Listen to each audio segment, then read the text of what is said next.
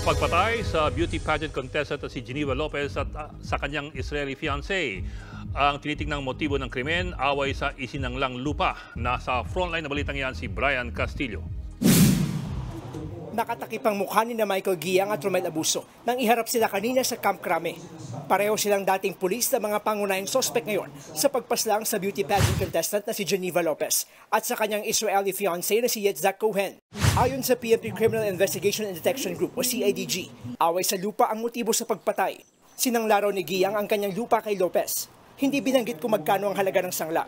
Pero nang hindi na matubos, hindi raw pumayag si Guiang na marimata ni Lopez ang ari-arian niya kaya isinagawa niya ang krimen. Dito na pumasok sa eksena si Abuso. Kinunsyaba raw ito ni Guiang para magpanggap na buyer at kunwari ipapakilala kina Lopez at Cohen. Ang hindi alam ng mga biktima, itutumba na sila. There was that plan of killing itong magnobya na to. Saan po sila binaril? Sa loob ng sasakyan. Sa sunog na sasakyang natagpuan sa Kapas Tarlac noong June 22, pinatay ang magkasintahan. Base sa autopsy ng NBI, tig-2 tama ng bala ang pumatay sa mga biktima. Sa likod ng isang tama ni Lopez at tumagos ito sa kanyang dibdib, napuruhan din siya sa hita. Si Cohen naman, sa bandang dibdib at kilikili tinamaan. Iuuwi sa Israel ang kanyang labi, habang si Lopez naman nakaburol na ngayon sa Pampanga. Nakausap ng News 5 ang best friend ng beauty pageant contestant. Dati na raw niyang nakita ang isa sa mga sospek na si Guiang na kasama noon ni Lopez. Nagulat na lang daw siya nang malamang sospek ito sa pagpaslang sa kaibigan. Sinama niya ako doon to give what she needs to give to Michael or kung ano man yung pag-uusapan nila. And that's the first time na nakita ko siya. Parang everything that he say are too good to be true. Desidido naman ang pamilya Lopez na dalhin sa korte ang kaso at panagutin ang mga nasa likod ng krimen.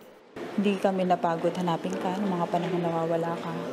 Hindi kami nag-stop na isipin ka every minute.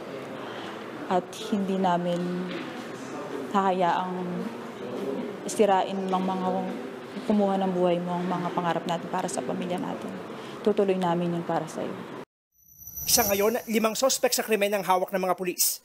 Si Guiang at Abuso na bumaril sa dalawa, si Jeffrey Santos na tumayong driver, at sina alias Dondon at Junjun na parehong nagturo sa lokasyon ng mga bangkay.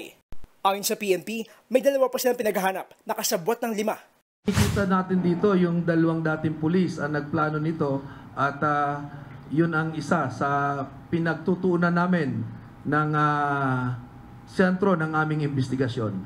Siya ang main suspect at si Abuso being kabady niya dahil silang 2 ang bumaril dito sa ating mga victims. Si DILG Secretary Benher Abalos naman, dismayado lalo't mga dating pulis ang sangkot sa krimen. Gagawin daw nila ang lahat para managot ang mga dapat managot. Talagang ustisya ikakamitin natin na ito at talagang ipapakulong natin, mabubulok sa kulungan itong mga taong ito. Nagbabalita mula sa Frontline, Brian Castillo, News 5. Mga kapatid, Ed Lingaw po, maging maalam at may pakialam sa mga napapanahong balita sa ating bansa. Para sa mas malalimang pagtalakay at paghimay sa mga issue at headlines, tumutok lamang at pag-subscribe sa social media pages ng News 5.